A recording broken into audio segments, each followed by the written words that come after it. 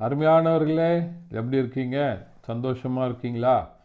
நிச்சயமாகவே நீங்கள் சந்தோஷமாக, மகிழ்ச்சியாக, ஆசீர்வாதமாக, சமாதானமாக இருப்பீங்க அப்படின்னு சொல்லி ஆண்டவருக்குள்ளே உங்களை விசுவாசிக்கின்றேன், வாழ்த்துகின்றேன்.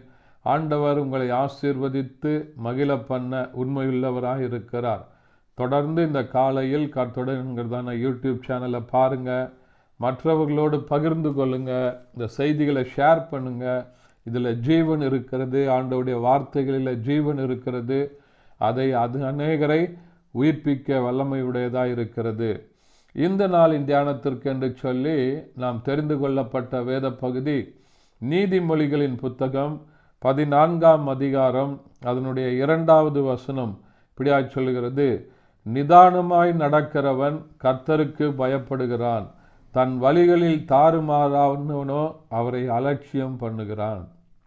எனக்கு அருமையானவர்களே, ஒரு நல்ல அருமையான ஆண்டவருடைய ஆலோசனையான வார்த்தைகள், வசனம் என்னன்னு சொன்னால், நிதானமாய் நடக்கிறவன் கர்த்தருக்கு பயப்படுகிறான்.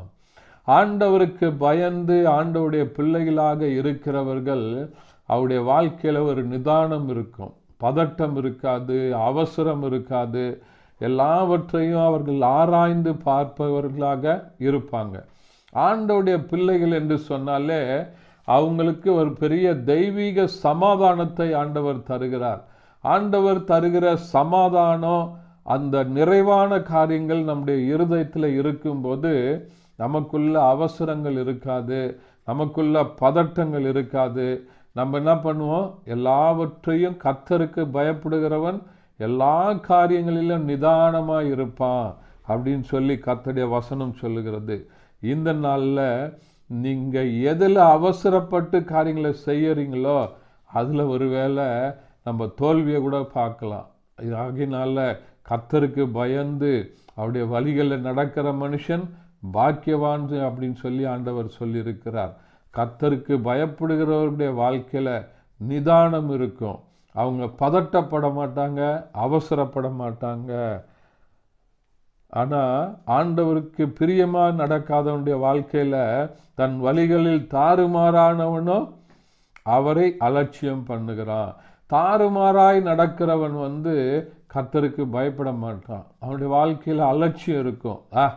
என்னன்னு வந்தாலும் நம்ம பார்த்துக்கலாம், இதுதானே நடக்கும் அப்படின்னு சொல்லி அலட்சியமாக காரியங்களை செய்யும்போது வாழ்க்கையில் அநேக தோல்விகள், அநேக இழப்புகள், அநேக வேதனைகளை பார்க்க முடிகிறது.